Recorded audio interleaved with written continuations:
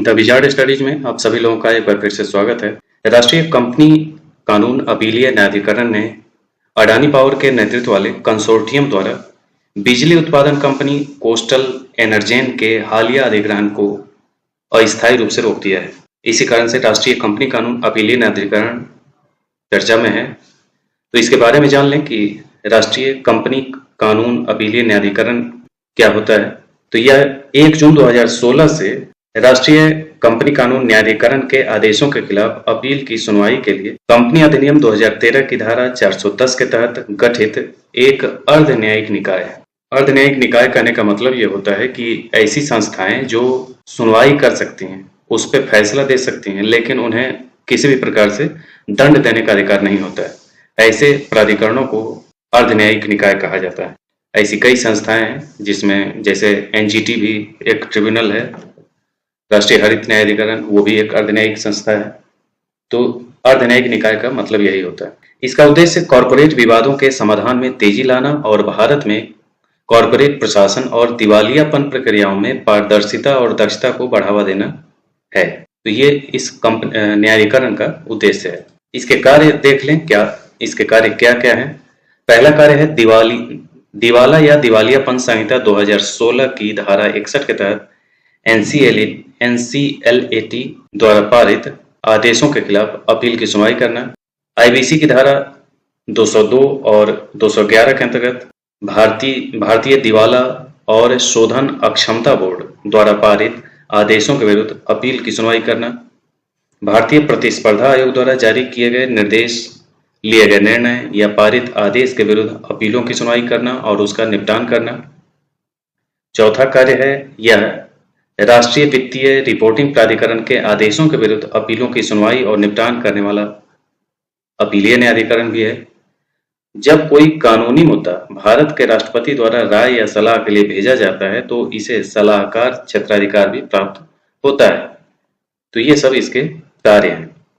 इसका मुख्यालय नई दिल्ली में है। इसके संगठन में देखें तो क्या क्या है, तो इसका एक अध्यक्ष और न्यायिक एवं तकनीकी सदस्य इसमें शामिल होते हैं।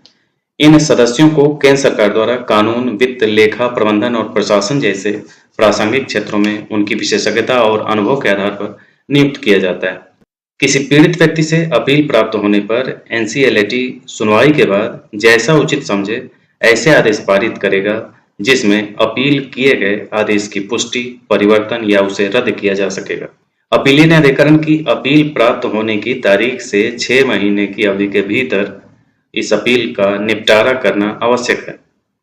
इसके विरुद्ध यानी कि इसके निर्णय के विरुद्ध अपील सर्वोच्च न्यायालय में की जा सकती है। यानी कि ये लगभग हाई कोर्ट के उच्च न्यायालय के समकक्ष ये अधिकार रखता है। यानी कि किसी हाई कोर्ट में इसके खिलाफ अपील नहीं जाएगी, सीधे सुप्रीम कोर्ट में अपील जाएगी। शक्तियां इसके पास क्या क्या हैं, तो इसे अपनी प्रक्रियाओं को विनियमित करने का अधिकार है और इसमें सिविल प्रक्रिया संहिता 1908 के तहत सिविल न्यायालय को प्राप्त शक्तियों के समान शक्तियां हैं। यानी कि ये दीवानी न्यायालय के समकक्ष शक्तियां रखता है। इन शक्तियों में गवाहों को बुलाना, उनसे पूछताछ करना, दस्तावेज प्रस्तुत करने की आवश्यकता, शपथ पत्र पर साक्ष्य प्राप्त करना, कमीशन जारी करना आदि ये सब शामिल हैं। एनसीएलएटी द्वारा दिया गया कोई भी आदेश उसी प्रकार लागू किया जा सकता है जैसे किसी मुकदमे में न्यायालय द्वारा दिया गया आदेश लागू किया जाता है। किसी भी मामले से संबंधित किसी भी मुकदमे या कार्यवाही की सुनवाई करने के लिए सिविल न्यायालय का कोई क्षेत्राधिकार नहीं होगा, जिसे एनसीएलएटी को कंपनी अधिनियम 2013 या किसी अन्य कानून के तहत निर्धारित करने के लिए अधिकृत किया गया है।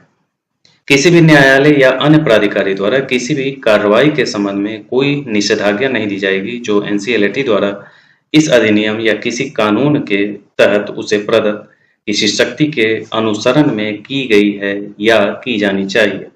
यानी कि इसके पास अधिकार का एक दायरा है जो कानून बना करके उसे दिया गया है, उसी दायरे में रहते हुए ये सुनवाई कर सकता है और उस पर अपने फैसले दे सकता है और उसे लागू कराना उसी प्रकार आवश्यक होता है जिस तरीके से दीवानी न्यायालय के मामले को लागू कराया जाता है। तो ये था आज का राष्ट्रीय कंपनी कानून अपीलीय न्यायाधिकरण एनसीएलएटी।